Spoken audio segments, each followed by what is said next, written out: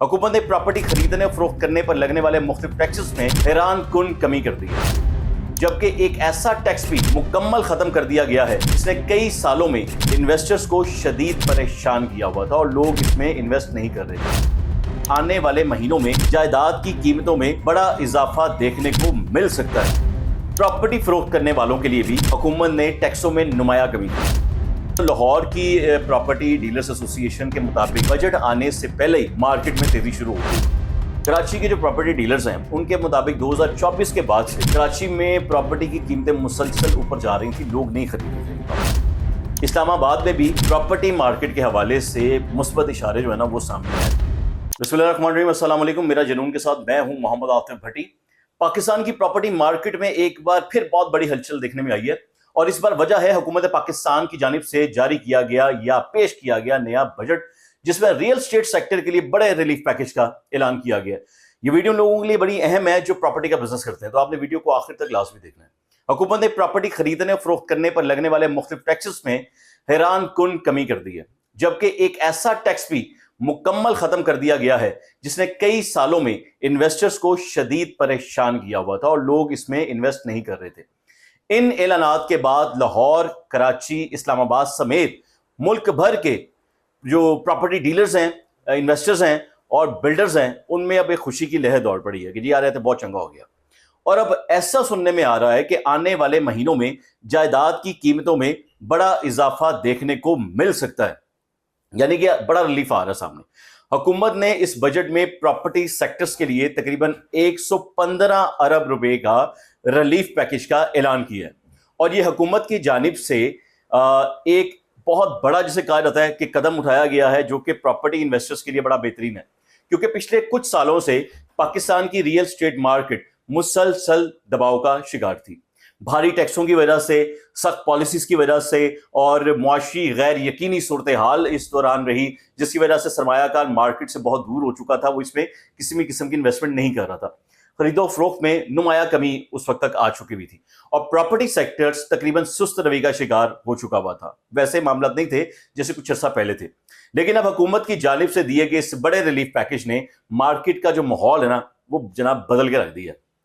सबसे बड़ी खबर यह है कि हुकूमत ने प्रॉपर्टी पर आयद जो सेक्शन 7E था ना, उसको मुकम्मल तौर पर भाईजान खत्म कर दिया। मुबारक हो, मैं तो कहना मिठाइयां बंटो। और ये वो टैक्स था जिसे डेड इनकम टैक्स कहा जाता था और इस पर गुज़िश्ता कई सालों से शदीद तनकीद भी की जा रही थी।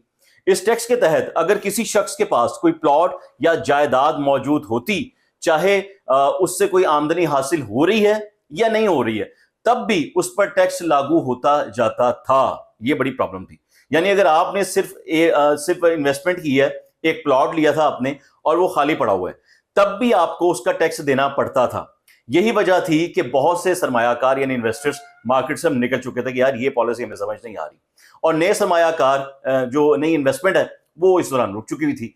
लेकिन अब हुकूमत ने इस टैक्स को मुकम्मल तौर पर खत्म करके टवाड़ियां मौजा कराती हैं, जिसके बाद प्रॉपर्टी जो मार्केट है उसमें दोबारा ये देखने में आया कि वो दोबारा बहाल हो गई है। और इसके साथ साथ हुकूमत ने नॉन फाइलर्स के लिए या ये कह लें कि लेट फाइलर कैटेगरी भी खत्म कर दी है। ये भी तो अली चंगा हो गया और तो की चीज है, क्योंकि हुकूमत का ये कहना है कि ऐसा करने का मकसद जो है वो लोगों को टैक्स नेट में लाना है और मईशत को ज्यादा उसकी डॉक्यूमेंट्स बनाने यानी दस्तावेजी करना उसको बहुत जरूरी है। इससे हो सकता है कि आने वाले वक्त में फाइलर्स को मजीद सहूलियात मिल सकती हैं। ये मेरा एक अपनी राय है, मेरे जैसों की राय है। जबकि नॉन फाइलर्स के लिए प्रॉपर्टी खरीदना मुश्किल हो सकता है। अगर हम प्रॉपर्टी खरीदने पर लगने वाले टैक्स की बात करें तो यहां हुकूमत ने एक बहुत बड़ा रिलीफ आपको दिया है। पहले फाइलर को प्रॉपर्टी खरीदने पर 2.5% तक विद होल्डिंग टैक्स देना पड़ता था, लेकिन अब उसे कम करके सिर्फ 1.25% तक कर दिया गया। इस फैसले का सबसे बड़ा फायदा उन लोगों को होगा जो महंगी जायदादें खरीदते हैं, क्योंकि उनके लाखों रुपए बच जाएंगे जनाब। मिसाल के तौर पर अगर कोई शख्स 10 करोड़ रुपए की प्रॉपर्टी खरीदता था तो पहले उसे तकरीबन 25 लाख रुपए तक टैक्स अदा करना पड़ता था, लेकिन अब यही जो टैक्स है वो तकरीबन 12.5 लाख रुपए रह गया। इतना बड़ा रिलीफ है और तनों की चाहिए, यानी सिर्फ एक फैसले से खरीदारों को 12 लाख रुपए से जायद का फायदा अब पहुंच रहा है। एक मिसाल दी थी। इसी तरह प्रॉपर्टी फरोख्त करने वालों के लिए भी हुकूमत ने टैक्सों में नुमाया कमी की है।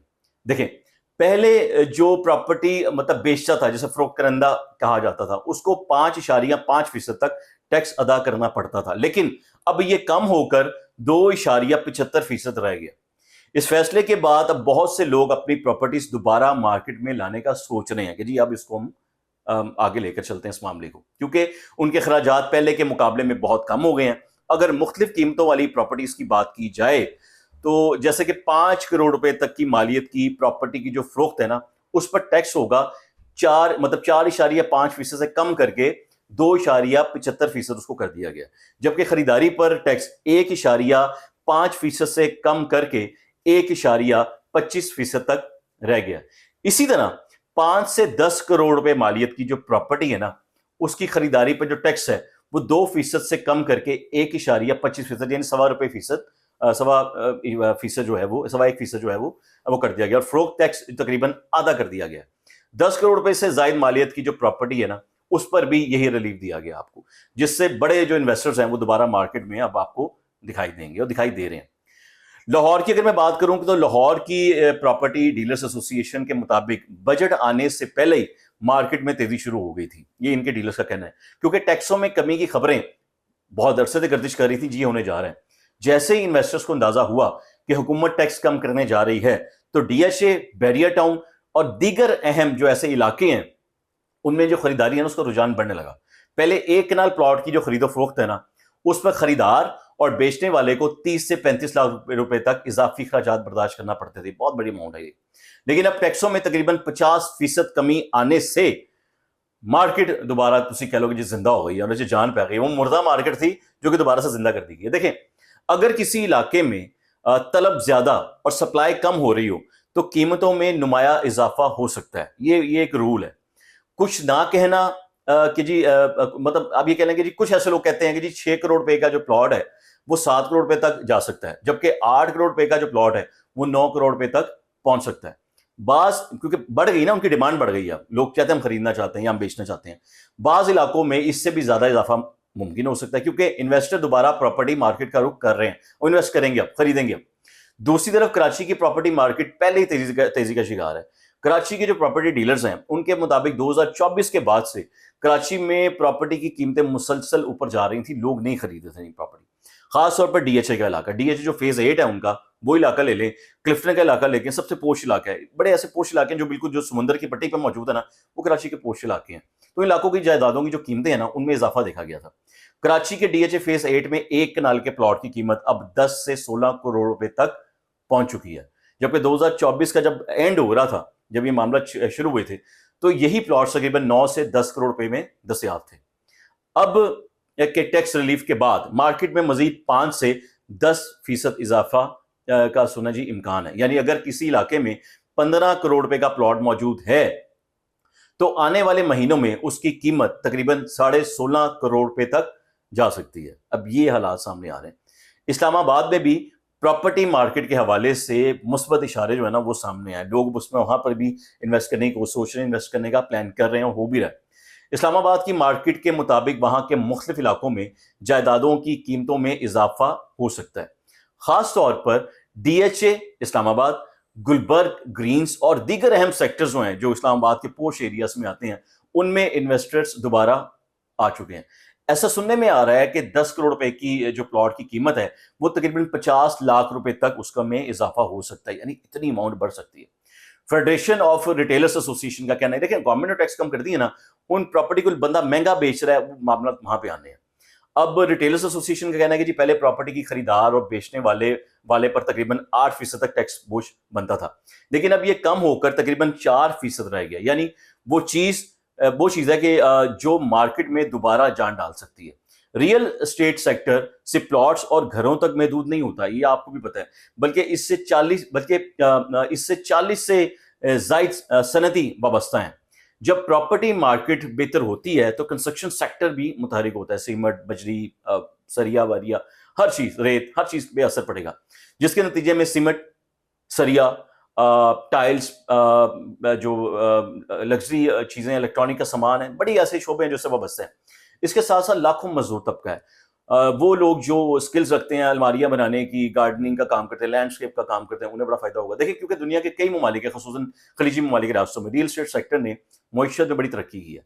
पाकिस्तान भी सोच रहा है कि मुझे अब मईशत को अपनी मजबूत करना है, तो प्रॉपर्टी सेक्टर जो है, जो रियल एस्टेट का सेक्टर है, उसे मजबूत करना पड़ेगा। लेकिन यहाँ एक बड़ा अहम सवाल भी पैदा होता है कि क्या वाकई प्रॉपर्टी की कीमतें इतनी तेजी से बढ़ेंगी या ये सिर्फ वक्ती जोश है। देखें, अगर मार्केट में सिर्फ सरमायाकारी आती है लेकिन तामीरात और हाउसिंग डिमांड नहीं बढ़ती, तो इसे हम फिर मसनूई महंगाई कह सकते हैं या इसे मसनूई महंगाई पैदा हो सकती है। लेकिन अगर तामीराती सरगर्मियां बढ़ती हैं, यानी कंस्ट्रक्शन का काम बढ़ता है, लोग घर बनाते हैं, प्लाजे बनाते हैं, अपनी कंस्ट्रक्शन करते हैं, तो फिर ये जो तरक्की है ये लंबे अरसे तक बरकरार रह सकती है। इस वक्त सूरत हाल ये है कि अगर मैं ओवरऑल सबकी बात करूं कि मार्केट दोबारा बहाल होती दिखाई दे रही है। इन्वेस्टर भी एक्टिव हो चुका है, वो भी मार्केट में आना चाहता है, प्रॉपर्टी डीलर्स भी अब पुरुमीद हैं कि जी अब साडा भी बिजनेस चलेगा, और हुकूमत भी इस सेक्टर को मईशत की बहाली के लिए बड़ा अहम समझ रही है कि यार इस तरफ हमने रुझान करना है। लेकिन आने वाले चंद महीने ये फैसला कर देंगे कि पाकिस्तान की प्रॉपर्टी मार्केट वाकई एक नई बूम की तरफ जा रही है या नहीं, क्योंकि इसके लिए पैसा होना बहुत ज़रूरी है। और जिस तरीके से महंगाई भी बढ़ रही है, उसमें ये देखना ज़रूरी है कि इंसान अपना घर या अपना प्लॉट लेने के काबिल है या नहीं, या क्या वाकई जायदादों की जो कीमतें हैं वो मज़ीद ऊपर जाएंगी। या आपने अपनी राय कमेंट्स में मुझे लाजमी बतानी है, ताकि पता चले कि आप लोग इन्वेस्ट करने वाले हैं या नहीं। अगर आपको वीडियो पसंद आई है तो आपने लाइक कर देना है, चैनल को सब्सक्राइब आपने लाजमी कर देना, और बेल आइकन आपने ज़रूर दबा देना, ताकि पाकिस्तान की अगर ये बजट, मईशत, कारोबार और प्रॉपर्टी मार्केट, इससे अलावा जो भी इंफॉर्मेशन मैं हमेशा शेयर करता हूँ आपसे रिलेटेड, अवामुल नास से रिलेटेड, मुफाद आमा से रिलेटेड, तो उसका नोटिफिकेशन आपको मिल सके। तो दुआ में याद रखिएगा। अल्लाह हाफ़िज़।